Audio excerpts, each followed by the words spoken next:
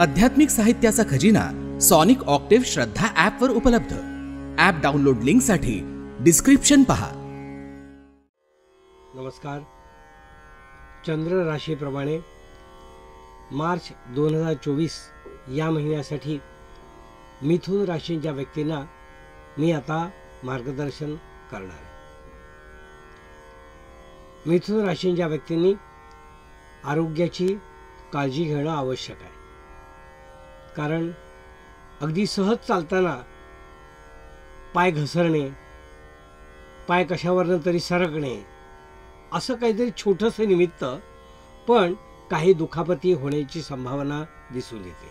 Accident नव्हे, पण अशी काही दुखापत, पाय घसरणे, जिना उतरताना पाय घसरणे, अशा काही गोष्टींनी दुखापत शरीराला होण्याची शक्यता उत्तरार्धामध्ये या महिन्याचे दिसून येते। त्याप्रमाणे आपण काळजी घ्यावी, सतर्क असावं आणि अखंड सावध असावं, असाच सल्ला मी तुम्हाला या ठिकाणी देऊ इच्छितो।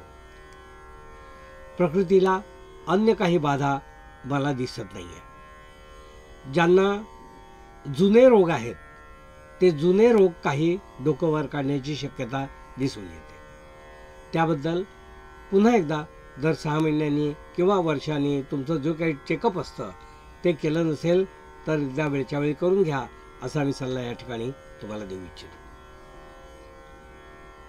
वृषभ राशीच्या व्यक्तींना मी या ठिकाणी असं सांगू इच्छितो की उद्योग आपला जो आहे त्या उद्योगामध्ये आपल्याला यावेळी मोठ्या संधी येतील, पैसे मिळवण्याच्या संधी येतील, पैसे खर्च करण्याच्याही संधी येतील।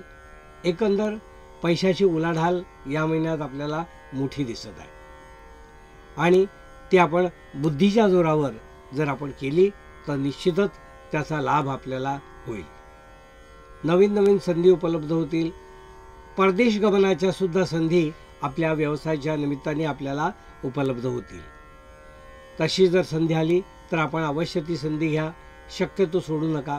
मग त्याच्यामध्ये काही प्रेझेंटेशन असो, काही लोकांच्या भेटीगाठी असो किंवा अन्य काही मार्गाने असो, व्यवसाय वाढवण्याच्या दृष्टीने जर परदेश गमन तुमचं होत असेल तर ते या महिन्यात अवश्य करा, असा सल्ला मी तुम्हाला या ठिकाणी देईन। जे नोकरी करणारे व्यक्ती आहेत किंवा अगदी सेल्फ एम्प्लॉईड आहेत अशा लोकांना सुद्धा या महिन्यामध्ये चांगल्या संधी उपलब्ध होतील। नोकरी करणाऱ्या व्यक्तींना आपले सिनियर्स जे आहे ते आपल्या अन्य ठिकाणी नोकरीसाठी शिफारस करतील किंवा त्यांना आपल्या नावाचा वापर करून पुढे जायला सांगतील, अशी सुद्धा संधी नोकरदारांना दिसून येते। प्रमोशनसाठी प्रयत्न केल्यास ते सुद्धा यशस्वी होण्याची दाट शक्यता उत्तरार्धात मला दिसून येते। उत्तरार्धामध्ये आपल्याच इंटरनल काही ट्रान्सफर होऊ शकतात। म्हणजे अमुक प्रोजेक्ट जो समजा मुंबईत आहे तर तोच प्रोजेक्ट तुम्ही आता ठाण्यातनं बघा किंवा पुण्यातनं बघा, अशा काही शहरातनं जाऊन आपल्या कंपनीचं काहीतरी इंटरनल टाईम बाउंड असं काहीतरी तुम्हाला एखाद्या महिन्यासाठी वगैरे जावं लागेल। तर ते जावं लागलं तर नाही म्हणू नका, ते तुमच्या कल्याणासाठीच होणार आहे। मिथुन राशीच्या व्यक्तींना मी असं सांगू इच्छितो की शिक्षण क्षेत्रात जे मुलं मुली आहेत त्यांना उच्च शिक्षणासाठी खूप चांगल्या संधी या महिन्यात उपलब्ध होतील। म्हणजे त्यासंबंधी परीक्षा देणे किंवा त्यासंबंधी काही इंटरव्ह्यूज वगैरे असतील तर ते ऑनलाईन वगैरे इंटरव्ह्यूज असतील तर ते अरेंज करणे आणि त्यामध्ये आपण यशस्वी होणे, अशा काही गोष्टी या महिन्यात दिसून येत आहेत। उच्च शिक्षण आणि त्यासंबंधित इंटरव्ह्यूज, परीक्षा हे सगळं आपल्याला यश देणारं या महिन्यात दिसून येतं। साहजिकच जेव्हा उच्च शिक्षणाला तुम्ही जाल तेव्हा या गोष्टींचा तुम्हाला फायदाच होईल आणि अशा शिक्षण घेणारे जे व्यक्ती आहेत त्यांना हा महिना विशेष यासाठी आहे असं मी सांगू इच्छितो। मिथुन राशीच्या व्यक्तींना मी असं सांगू इच्छितो की या महिन्यामध्ये साधारणपणे कुटुंबातलं वातावरण जे आहे ते खेळीमेळीचं राहील।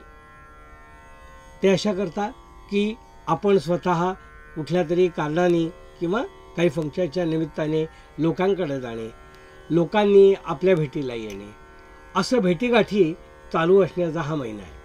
काहीतरी कारणाने एकमेकांच्या नवनवीन भेटी होणे किंवा मुद्दाम आपण योजून भेट घेणे, अशा काही गोष्टी या महिन्यात मला दिसून येतात. त्यामध्ये आपले जुने कलिग्स किंवा पूर्वी एकत्र काम करणारे असे मित्रमैत्रिणी असे सुद्धा तुम्हाला या महिन्यात एकत्र भेटू शकतात. त्याचा तुम्हाला निश्चितच एक पब्लिक रिलेशन चांगलं ठेवण्याचा फायदा होईल, पुढे कुठेतरी कामी येईल. मिथुन राशीच्या व्यक्तींना मी असं सांगू इच्छितो की या महिन्यामध्ये उलाढाल मोठी आहे. पैसेसुद्धा योग्य प्रकारे आपल्याला मिळणार आहेत. त्या पैशाचा योग्य विनियोग करा आणि काहीतरी आठवण म्हणून, स्वतःला आठवण म्हणून, काही एक टोकन म्हणून अशी एक वस्तू खरेदी करा की जी आपल्याला लॉंग टर्मसाठी कामाला येईल. अशी खरेदी मुद्दाम आपण या महिन्यात करा, कारण आपल्याकडे तेवढे पैशाची आवक असणार आहे. मिथुन राशीच्या व्यक्तींना मी असं सांगू इच्छितो की पती पत्नी जे आहेत त्यांनी उगाचच या महिन्यात वाद घालू नका, कारण कधी कधी टोकाची भूमिका घेतली जाईल आणि त्याचे परिणाम वेगळे होतील की जे परिणाम सगळ्यांना ऐकायला, बोलायला आणि सांगायला सुद्धा आवडणार नाही.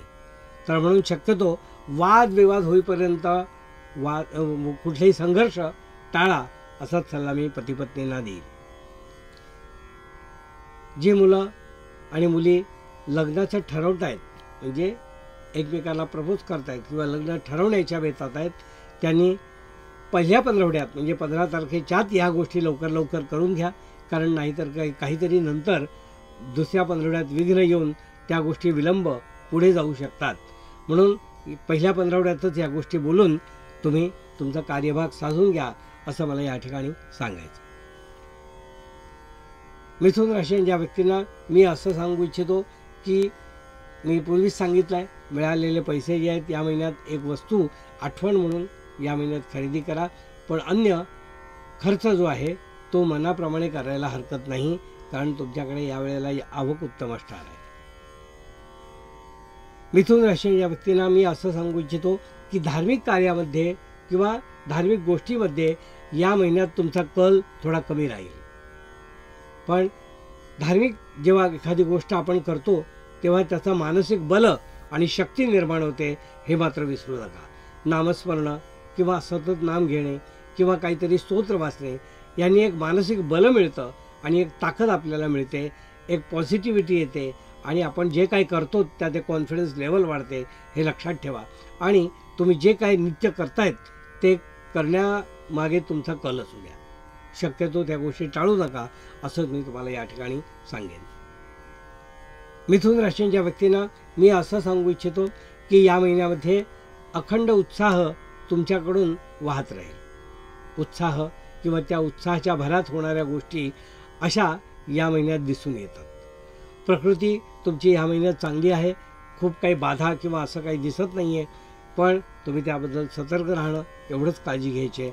हे होतं मिथुन राशीच्या व्यक्तींना मार्गदर्शन.